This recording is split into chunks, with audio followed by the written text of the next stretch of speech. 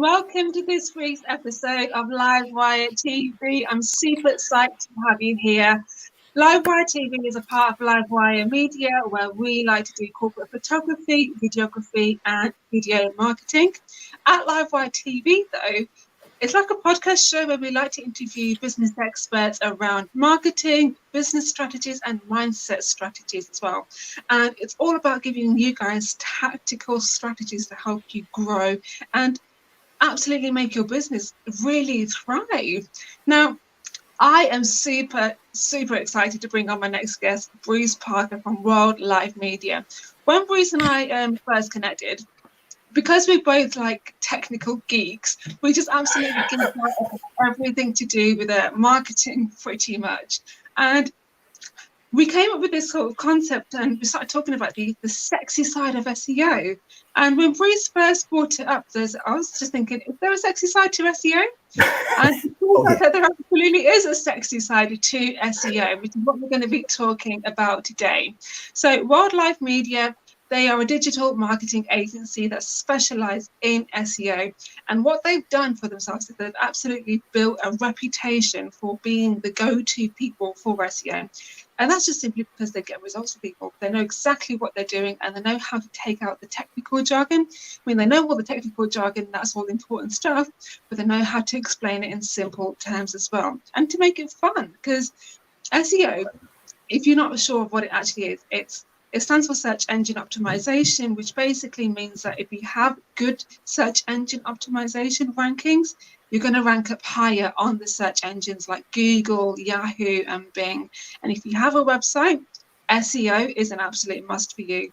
So, Bruce, I'm super excited to have you here today.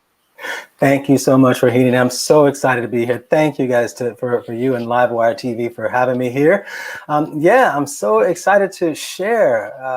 I'm not going to share everything before Rahini. I don't want to get over technical with SEO, but what I do want to achieve today and what I'd love for the listeners and the viewers to take away from today is a better understanding of what SEO actually is, because there's a lot of misconceptions out there about SEO, and I want people to understand, to take away some action steps and some tips that they can actually do. So we'll be providing some of those at the end of the interview today, and also want to give some information in terms of what we really call the sexy side of SEO, which is where we show you the money side of SEO. And I want to be clear about that. It's not all about money, but it is about generating a specific revenue stream or a specific amount of revenue based on your business goals that allow you to achieve a level of prosperity, a level of wealth, and the quality of life that you want to live. So that's what we really mean by when we say show you the money, as far as how you can achieve those things with SEO. So a little bit about me and how I got started. I'm originally from Los Angeles, California. I'm here now in London in a little place called Ruislip, if anybody knows where that is. Ruislip. But yeah, I'm really originally from LA. Now, I've been, my original background is actually in touring the world as a world-class so-called entertainer. I started off my career doing shows up and down California. I got into musical theater, and then that got me into doing some of the big corporate shows and cruise ships around the world. And I've been really living a charmed life, touring the world and making a living as an entertainer. Now, 2008 is when I actually got started in digital marketing and SEO in particular. And I was introduced by a friend of mine who was another musician, and he ended up creating a YouTube channel where he taught people how to play specific guitar riffs on, basically if you wanted to learn how to play Guns N' Roses, Sweet Child of Mine, he would teach you how to do that. He did it just as a hobby. And as it turned out, he ended up in 1 year making £250,000 from that. And he explained it to me. How he did it was basically optimizing these videos for the YouTube search engine to rank his websites and get traffic to his website.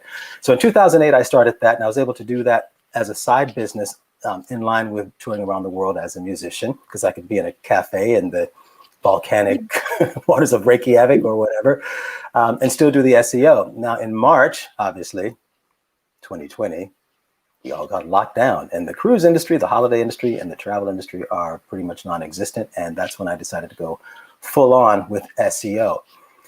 Now, fast forward to now, of course, with all of the businesses, particularly local business. I mean, if you're in digital marketing, if you have an online presence, if you've done anything with it, you'll know that e-commerce and anything online has skyrocketed since the lockdown. It's simply because everybody's locked at home with nothing to do but, buy things on Amazon or, be on Facebook.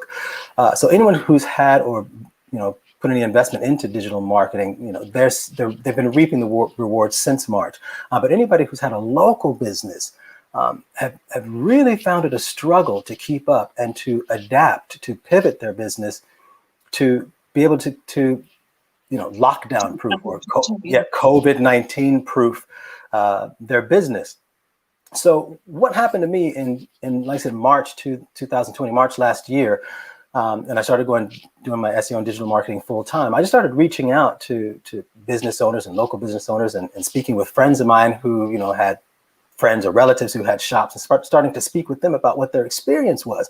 And it was just overwhelming. A lot of fear out there, and a lot of mom and pop shops shutting down or having to, take out second, third mortgages and things like that to keep their business going.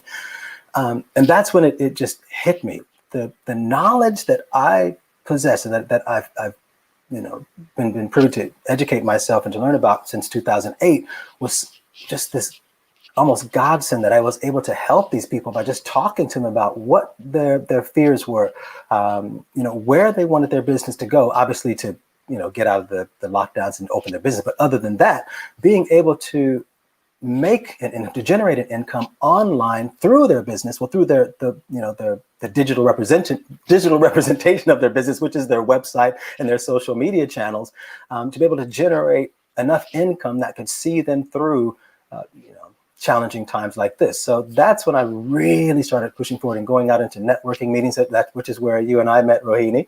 And I met tons and tons and tons of wonderful, beautiful people out there who just want to be able to continue to do what they love in running their business without having to, be in fear, because we're going to come out of this lockdown, sometime soon, I think in the next week or so. But they're already talking about the next one. So there you go. Boris is already commenting about when we're going to go into lockdown as soon as this one's over. Maybe, and I don't want to bring that into, that's not the point of what I'm talking about, what this interview is about. But what my point with saying that is anyone who does have a local business or a digital, presence who wants to, increase their sales and be able to get through any of the challenging times, SEO is one of the, if not, I don't want to, do my horn to say it's the best option, but it is one of the best options to take advantage of, because it is a matter of getting your, optimizing your web pages to be there in front of the people who are actively searching for your products and services online in the moment.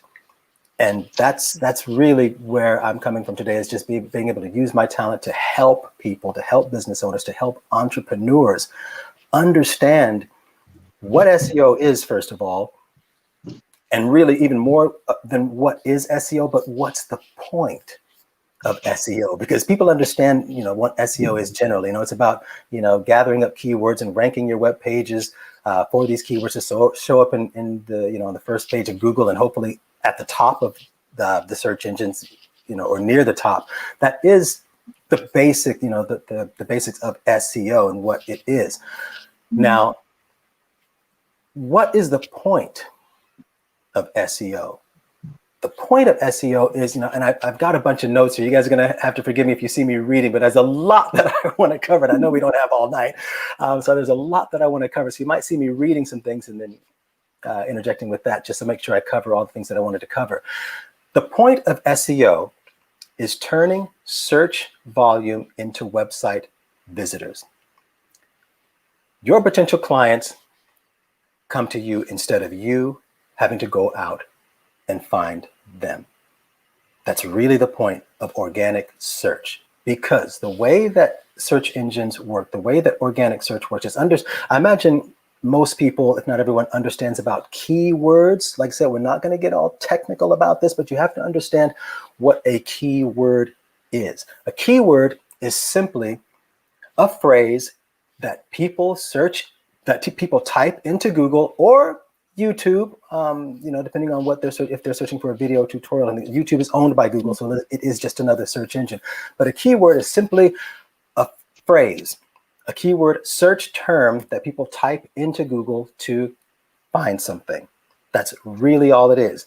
Now, the sexy part of SEO, or one of the first parts of sexy SEO, is this. I'm going to read this out to you point by point. It's providing incredible value to those actively searching for you. Being there when your potential customers or clients need you. Helping Google help you in helping your potential customers or clients receive the highest value. Achieving your business goals through organic search results. And lastly, achieving prosperity and the quality of life you desire through business growth. So SEO is basically organic business growth and scalability, in my opinion. Anyway, this is how I define it. Now, Google is all about the user experience. We have to understand that as well. Google is not about, trying to, play favoritism to any particular web page. Unless you pay for it, of course. If you're going to pay for advertising, you're going to pay Google, in their advertising campaign. Of course, they're going to give you favoritism because you're paying them money. Outside of that, when it gets to organically ranking web pages, Google is all about the user. Can you clarify what you mean by organic?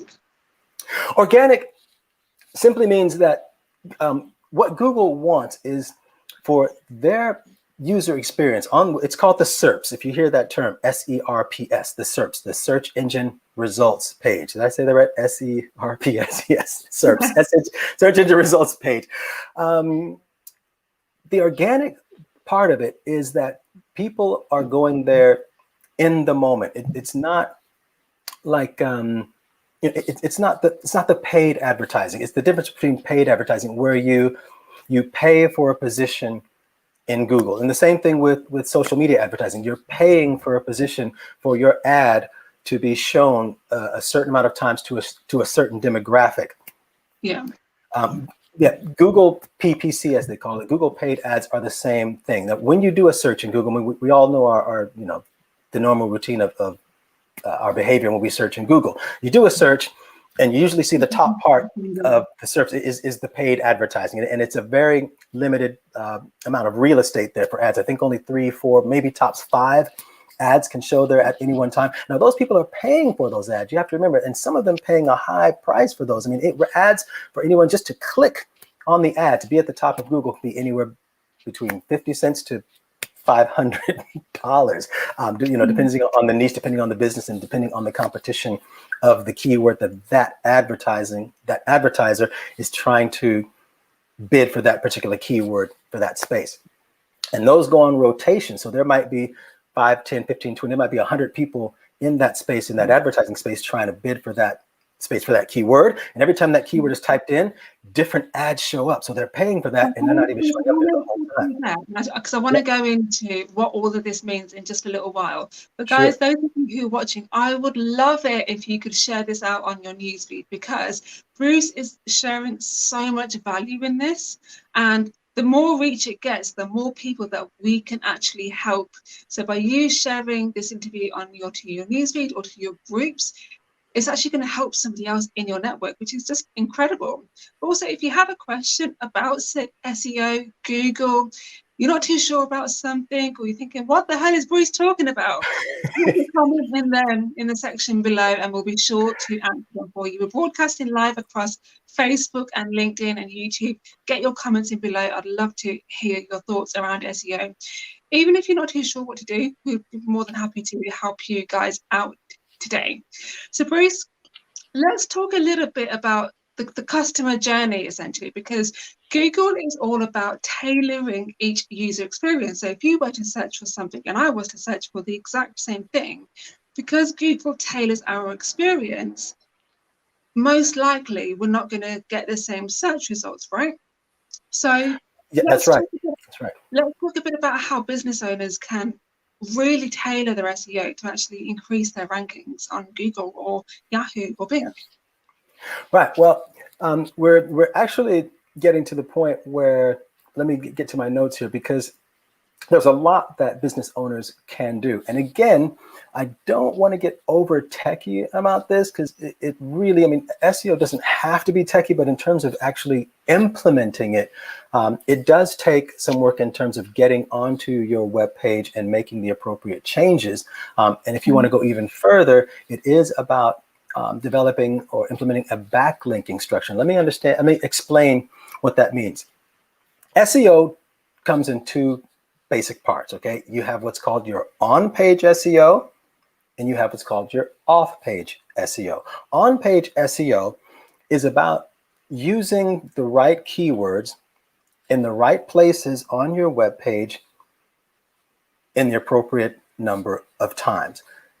So let's take a blog post, for example, and let's say you're a business coach, and you're wanting to attract people searching for business coach advice or business coach help, or how to hire a business coach through Google.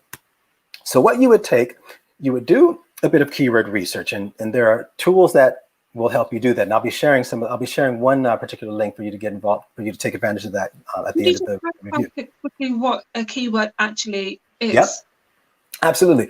A keyword is, well, let's take our own behavior when we go into Google. When we go to Google, and let's say it's not even a business coach, but let's say we want to search for Thai food near me. Sorry, Thai food is one of my favorite. And we do. You go into, oh, I love Thai food. You go into Google. You're looking at. You might be walking around on your mobile phone. Or you might be sitting in your living room saying, "I'd love to have a green chicken curry tonight," or something like that. So you go into Google and you'll search green curry chicken near me, or Thai restaurant, more appropriately, Thai restaurant near me. Now, what Google's going to do is, obviously, since that's actually even better, it's a local search. Google is going to take your location into account, and it's going to bring up a number of search results based on that query, based on your location, and based on what web pages have been optimized that. So let's take that keyword, Thai restaurant near me. That entire phrase is a keyword. Okay, so you have to think about that entire phrase. Thai restaurant near me is a key word. And if you think of keywords in even a broader sense, let's go back to the business coach. That one keyword can be broken down into what's also called long tail keywords. You might hear that, or keywords that are lower hanging fruit, because business coach is a very broad keyword, which means that it could mean anything. It could mean business coach advice. It could mean business coach help. It could mean how to become a business coach. It could be anything related to business coach. But then if you add on to that one particular broad phrase keyword, which is business coach, and you type something like business coach advice, now the keyword's getting a little bit longer, but it's still considered a keyword. Add on to that help with business coach advice for employee management. Then you're really getting the keyword is becoming what's called longer tail. So that's a specific keyword, and that's really the gist of keywords. And when we take our own behavior, let's just go back to your question, Rohini, about the user journey or the visitor journey when they go into Google. Let's think about what we do. We go onto Google and we search a keyword phrase. The search results come up. We go through the listing, okay, and usually because I know that the top 3 or 5 results there are ads, I don't click onto those, because those ads are not necessarily optimized for the actual search. Those ads are optimized for having paid for the keyword position, if that makes sense. It doesn't mean that they're not adding high value, but I usually tend to skip those, because I believe and understand that the organic search results, which are after the paid search, which don't have that little AD next to them. When you say AD next to them, that means it's an ad. Everything else is what's called an organic search result. I usually go to those because I understand that that web designer or that web person, that business owner has optimized that page in order to help Google provide the best value to Google's users who are searching that term. And that's really what our job is in terms, as far as, or what your job is as far as SEO, is helping Google help the user with that journey. So they do the search result, the search results come up, you go down to the organic search result, and what you're seeing in that search result is coming from your web page, which is coming from what's called the metadata. You may have heard that before.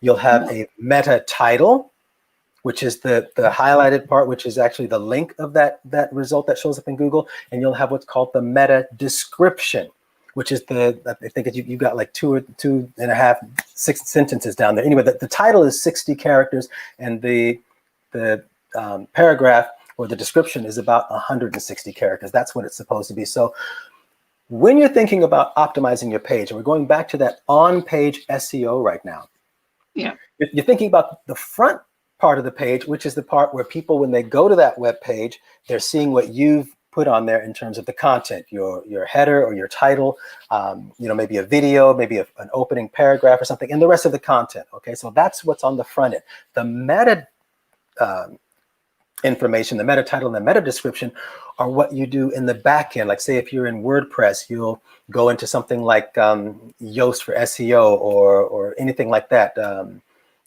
all the how Google decodes what piece of information is actually there. So, for example, just to give you guys a crash course on what metadata actually is, Google doesn't recognize what a picture is, what a video is, what a text is. So it uses this thing called metadata, which is kind of like coding to really differentiate the difference between what is what. And that way it knows that whether or not you've got the right data on your website, because Google is all about data. It doesn't differentiate between what content is what. The only way it can do that is to know what the metadata actually is. Gamden has just come in with a question. If I can just ask you this quickly. Sure. On LinkedIn. Gamden, welcome back to the stream, by the way. Super psyched to have you here. Always coming in with the amazing questions you do. SEO from any website is the main source of traffic. Why did SEO become so difficult in the past 2 to 3 years? Right. I wouldn't say, and thank you for your question. I'm going to get that. Is that yet? Gamden, is that how you? Gamden, I'm hoping I'm pronouncing that correctly. Thank you for a wonderful question. I wouldn't say that SEO has gotten more difficult. I think because of Google's constant updating their algorithms, the reason why they update their algorithms is to constantly work as hard as they can to, as we discussed before, to provide the best possible user experience for their users. And when these updates continue when they happen, I don't believe that it makes SEO more difficult. I think it's a good thing because it kind of weeds out a lot of there's a lot of SEO companies, I say a lot, but there are SEO companies and freelancers out there that are practicing what we call black hat SEO, in which they're trying to work the system or game the system. They're not all doing that, but that's one of the reasons why Google updates their algorithms all the time, to try to weed out these people who are not necessarily playing by their rules.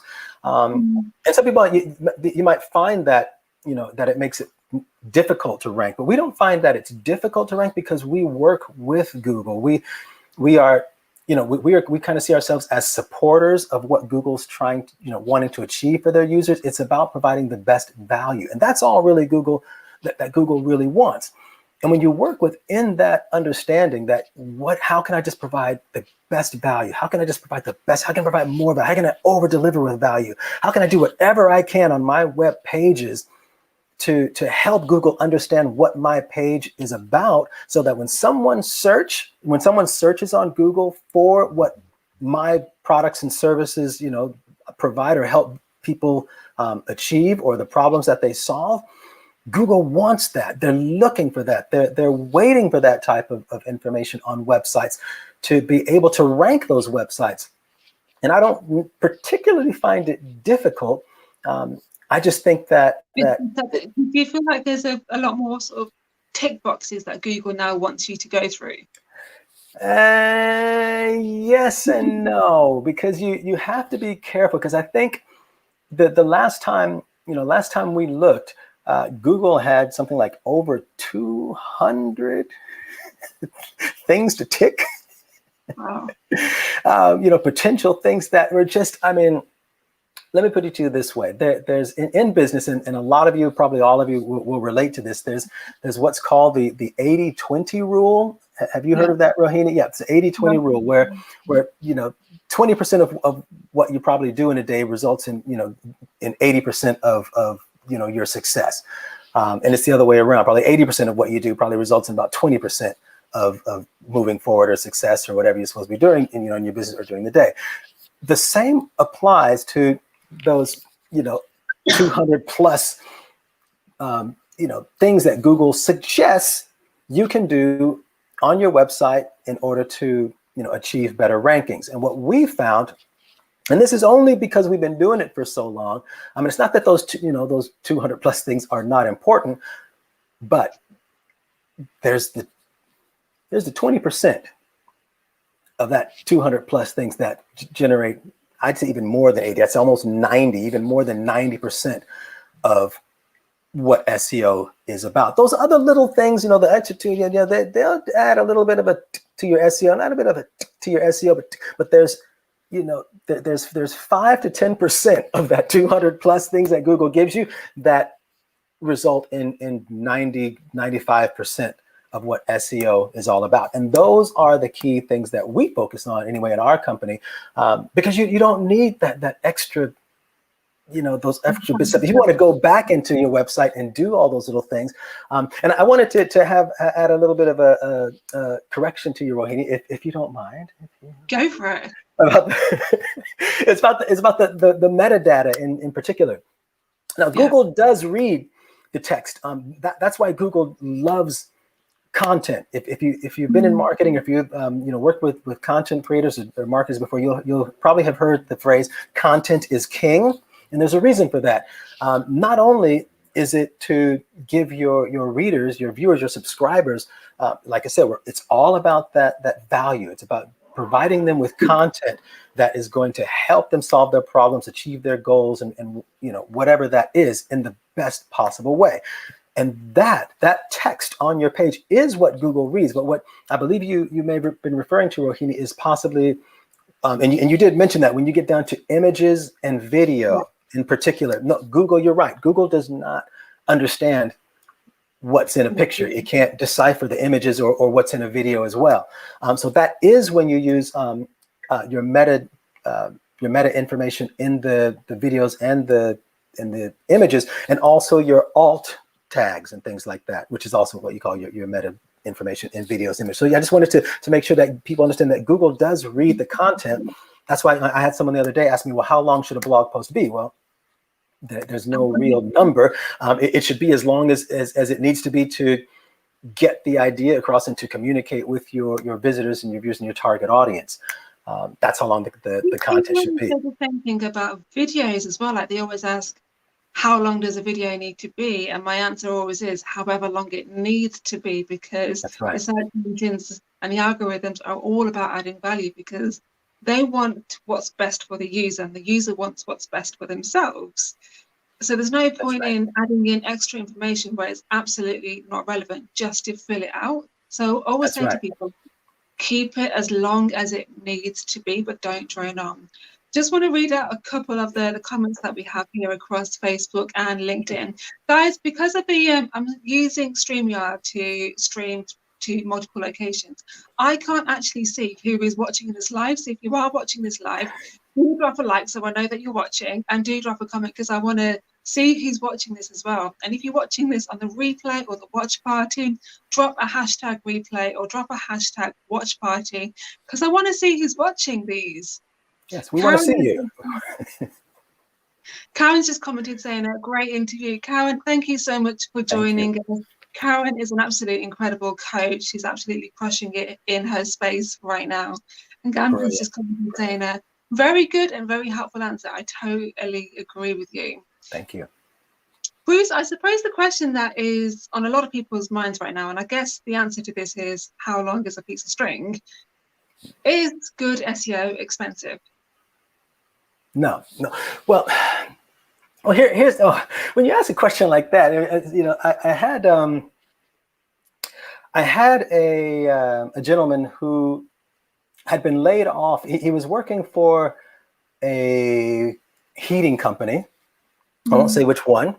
And the heating company ended up hiring way more contractors than they needed, which resulted in none of the contractors getting enough work to sustain themselves. Now, he was coming out of that situation with having, pretty much near enough reached the bottom in terms of his finances. And he came to me and wanted to know how I could help him improve his SEO. I mean, his website was, he had his son's friend who was a musician or something like that build his website. Absolutely just a nonsense website to even have up there. And he came to me and wanted to know what my services were. And even at the lowest fee, he couldn't afford it. But then I had a coach come along and she wanted to get started with some things. And it was, a no-brainer for her. It's the same thing. Like, some people can afford one of my favorite cars is an Audi R8. Some people can afford an Audi R8. They go and they pay it for cash. It's not expensive for them. Some people go and they say, ooh, I might be able to get the 1999 Volkswagen VW used from the, it's all relative. But the way that we work that out, we work with, especially if people, at the end of this, we'll be talking about if anybody wants to have a free strategy session with me.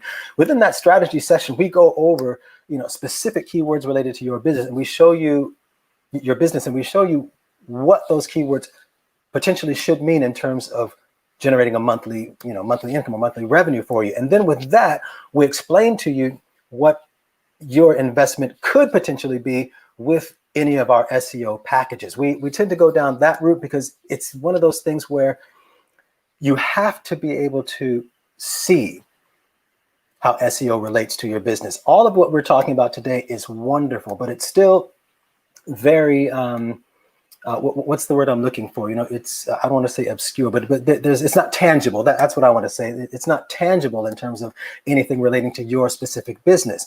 What we do in a strategy session, which we're going to do a little bit of an exercise if we have time. Would we be able to do an exercise, Rohini, just for everybody to do? It'd be quick. 10-15 minutes left, but yeah, we can okay. One. We'll do a quick exercise. All right. As a matter of fact, let me launch into that right now. Okay. I want everybody out there, if you can, to get out a calculator. Okay. If you're watching this on a computer, use your mobile phone. There you go. Get your mobile phone out there. If you're watching on your mobile phone, get the calculator on the computer. Take a few seconds. Get your calculator out. Okay. Because this is one of the things that we'll be going over if you book a strategy session with me based on your specific business. But we're going to do this generally right now. We're going to do an exercise. And what do we call this? This is your potential SEO revenue calculation. Okay. What we're going to do is we're going to go over the calculation to show you what your potential monthly revenue could be based on particular keyword search. So here we go.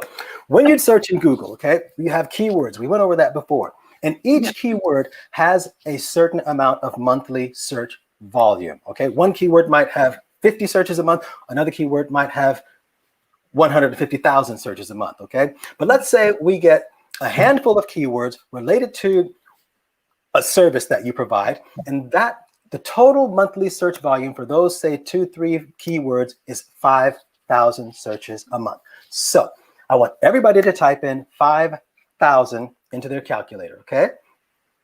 Now, when you optimize your web page to show up on the first page of Google and relatively at the top or near the top of the search result for those particular keywords, remember we're looking at 5,000 monthly searches on Google for these particular handful of keywords. If you get to the top of the search engine, you're looking at roughly 20, 30, 40% of that search volume clicking through to your result that shows up at the top or near the top of Google. We're looking about, so if you can multiply, now let's take 30%. If you multiply that 5,000 by 30%, okay, you're looking at roughly 1,500, this is on average, 1,500 visitors going to your website. It's just that you have a certain, I'm trying to get my hands in the camera, you have a certain amount of search volume. You're looking at potentially getting a certain percentage of that through ranking your website, your web page at the top of Google. Now, when you get 30%, that's about 1,500 visitors to your website from that 5,000. From that, most websites have a conversion rate of around 3 to 5, 2, 3, 5%. So we're going to say your website converts at, say, a low 3%. So out of that 1,500 people that may potentially get to your website, you're looking at 3% of those converting into producing a profitable action, which is either getting on the phone or initiating a checkout. So that gives you 45 checkouts initiated, or 45 on average calls being made to book a session or get on the phone with you. Now, when people get to the checkout page, we know that there's cart abandonment, okay? Usually about 10, 15%. Let's say you get about 20% cart abandonment. 20% of the people who start initiate a checkout leave. So let's say that's 80% of the people who complete a checkout. Or let's say 80, out of all the people who get on a phone call with you to become clients, your close rate, in terms of making them a client or getting them as a client, is roughly, 90, 95, 85%. But let's say it's an 80% for that as well. So you take that 45 people who initiated a checkout or got on the phone with you, multiply that by 80%, you're looking at either roughly an average of 36 new sales of your product online, or 36 new clients you've gained for that month, for that set of keywords, for that one blog post.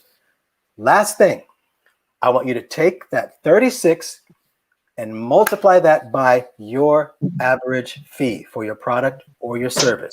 Some of you might have a product that's 50 pounds. I know some of you coaches out there are charging 1,500 for your services. So whatever that number is, okay, I just used the figure of 100.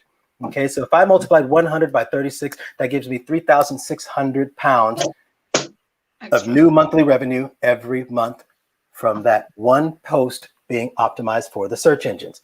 Now, if that was, and everybody should be able to do that, to understand with that one post, for optimizing that one post for that one set of keywords, that's what you're potentially looking for if you rank the page well in Google. Now, here's the kicker. What you do is you rinse and you repeat that. You get one post doing that. Now you do another post for another set of keywords. Maybe the next set of keywords is giving you 1,500 searches, or it's 1,500 search volume, and you do the same math for that. Then you do another post for another set of keywords. Maybe those set of keywords is 7,000 keywords. This is what SEO is. We do the keyword research. Like using that calculation, businesses can easily use SEO to massively scale up, right? And that's what we're talking about, the sexy side of SEO. That's where the money actually is. That's the sexy side of SEO. We have time for one more question, and I see them in the comments. So guys, if you have one more question, drop them in the comments below. Be sure to squeeze one in today. But I feel like we've really only scratched the surface with the sexy side of SEO, making money from SEO. So please, guys, if you'd love a part 2 of this, let me know in the comments. I'm sure that Breeze would love to come back on and do a part 2 and share so much more value. Let me know in the comments if you'd like a part 2 of this interview, and we can get that all organized. Gamden has just commented with another question. And guys, if you have a question like Gamden, drop them in the comments below. What is your comment about backlinks when John Mueller, I hope I pronounced that one correctly, John Mueller said that the backlinks were not that important?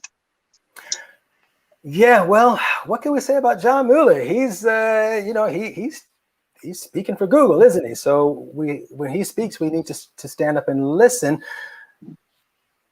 with a grain of salt. Okay, take it with a pinch of salt. When he says, I'm reading it said that backlinks were not that. Can you clarify who John actually is?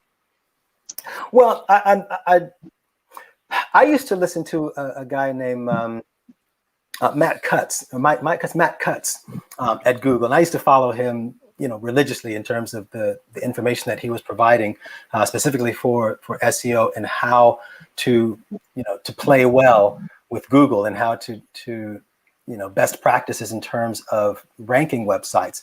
I have not followed John Mueller. I've read a few bits and pieces of him, but from what I understand, he's kind of taken over Matt Cutt's position at Google in terms of, I don't want to say what his position is because I haven't really looked into that, but he's a representative, I believe, of Google, and speaks about best practices of SEO and backlinking and strategy and things like that to basically keep us all in line,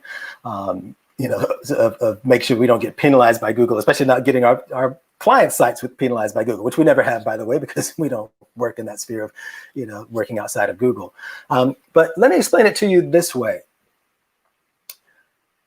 Right now, you can do a lot with your web page without backlinking. Let's start from that. Yeah. And we were talking about before, what Raheem and I were talking about before in terms of just what you can do with your on-page SEO, with getting the right keywords. And we didn't get to go into keywords at all. I want to do some keyword research with you, but I know we're not going to have time for that. That'll have to be in part 2. But I'll give you some links to follow to do your own keyword research. But once you get into what keywords you're going to want to be optimizing your homepage for in a particular blog post, and you get those keywords in the right place, in the right, with the right H1 tags, H2 tags. We didn't even get into that, and you get the meta tags and the meta description title on the back end of the website. So when Google crawls your web page, okay, and people search for that key phrase, and and just by the way, when you have that meta description, that meta title and meta description inputted into your SEO part of the back end of your web page, that's generally the part that Google will take and display in the search results. If that meta information is not there, then Google tries to take it from the front of the page, from your page title and what you've got on the front of the page. And the two don't always have to be the same, because what you're writing on the front of the page is mainly what your article is about. What you're generally putting in your meta title and your meta description is almost like an ad. It's basically you're putting a headline, which obviously relates to what the headline on the front side of the website is, what your visitors are seeing, but it is more of a headline that's supposed to be geared, where you want it to be geared towards, is attracting attention and enticing the person who's searched for that search term and your web page having shown up to click that link. That's what that headline is really about. And that meta description is about giving more information on what that headline is about. It's basically you're trying to lure that person who's just seen your search result come up at the top of Google to click your link over someone else's. I just wanted to get that in there, Rohini. So I hope that answers the question. We were talking about backlinking. Sorry, I got a little bit out of my. So that's really what you can do about your on-page SEO. And that in a nutshell, that on its own can have a huge impact in your ranking ability in Google, just by optimizing your page and doing those few things. And there's also page speed that has to do with a lot of things. We won't get into that. But those few things in terms of getting the right keywords in the right place in the right amount of times can do a lot. Now, backlinking helps to, it's what's called, I would call it like the fuel or the juice of SEO.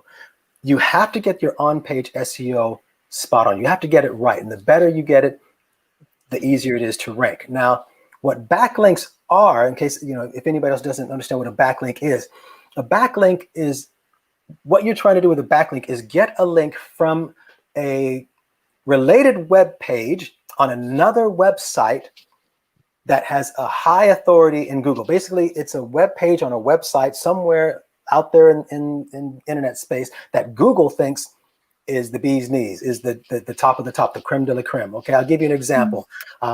Tony Robbins comes to mind. Okay, now if you're a life coach or a business coach out there, it's like Tony Robbins getting on stage or getting on a podcast or getting and saying, mentioning your name and your website, saying you've got to go to your website or your web page or your Facebook page because Tony Robbins thinks that you're the bee's knees. You're the one. You're the one that people should be. That's the same. It's a recommendation, basically. It's like a referral from a top person saying that you're the best. Just to sort of explain it maybe in layman's terms a little bit. Okay. When Google thinks that you have a backlink, Google basically thinks, oh my God, wow, there's another website that's recommending this website. That website must be really good then. Basically, that's right. It's exactly what I'm saying. It's the same thing like if Tony Robbins says you're good, everybody else will obviously think that you're good. Same thing if you get that backlink from a high-ranking, high-relevant website that Google sees is important, and that link comes to your website. Now the backlinks as well have to be done in a certain way, because it's not just the backlinking for the sake of backlinking. I was going to say, does the quality of the backlink actually matter? Because yes, what you don't want to happen is lots of bad websites recommending your good website. No, that's right, because that actually can have a detrimental, kind of the opposite effect in Google's eyes, because if you've got all these low-ranking websites and you're really building these links from these low-ranking websites, it does nothing in terms of passing any type of what we call SEO juice to your website or to your web page. On the contrary, like I said, when you have a backlink from a high-ranking web page pointing to your web page, it shows Google that obviously your web page is potentially just as relevant, so it moves you up in the search engines. And the more backlinks you get from these high authority web pages to your web page, it's moving you up and moving you up. And as long as you got your on-page SEO straight and you got your backlinking strategy straight, this is how Google works. It keeps crawling your site, looking at your backlinks, and moving you up into the search engines. But now, a word about backlinking. Again, your backlinking is a very strategic process. And what I mean by that is going back to your keywords. Now, all of this relates back to your the keywords in which that particular blog post or your home page, depending on what you're trying to rank, is being optimized for. Okay, so going back again to, we're going to use the general term of business coach. We know we'd be looking at a longer tail keyword, but say business coach. So if you find another high-ranking website that's also talking about coaching and business and things like that, and you get a link from that website to your website, from a page on that website to a page on your website, that link also either has to contain your website address, which usually they do, or even more powerful would be to have that link contain that key word of business coach in some way, shape, or form. In that link, it's called a hyperlink, and that hyperlink, like, it'll be somewhere in their blog post talking about something, and that will be something business coach something, and they'll use that keyword in that sentence and hyperlink that sentence to the relevant page on your website. That's how backlinking has to work. It can't just be anything thrown in there. Well, that's how you want it to work anyway. So that's in a nutshell. Yeah. Guys, like I said before, like we've not even scratched the surface with SEO and its potential and how you can actually make money from it, which is what we were talking about earlier. The money is the sexy side of SEO. So if you would like a part 2 of this interview to learn more about SEO, how it can be used to ultimately grow your turnover, drop a comment in the section below to say, yes, I want a part 2. And if you're watching this on the replay, drop a hashtag replay, and we'll look forward to getting that part 2 over to you as well. Gandon's just commented saying, I hope that we do get a part 2. Amazing. Right. And then he's also just followed that with another comment on LinkedIn saying, thank you, Rohini, for the great live video. Thank you to Bruce, actually, and thank you to all the viewers that have joined in today, because if it wasn't for you guys, I would not be able to do this. And thank you so much for participating and dropping in your questions as well. Really, really do appreciate it. So guys, we're going to wrap it up here. Do join us next week, where we're going to be interviewing an absolute maestro in his game. He has been known to perform all over London in the pianos industry, the classical industry. And every time I speak with this guy, he is such a treat to communicate with. So I cannot wait to interview him next week. Same time, right here, Livewire TV. Bruce, thank you so much for joining us today. Thank you.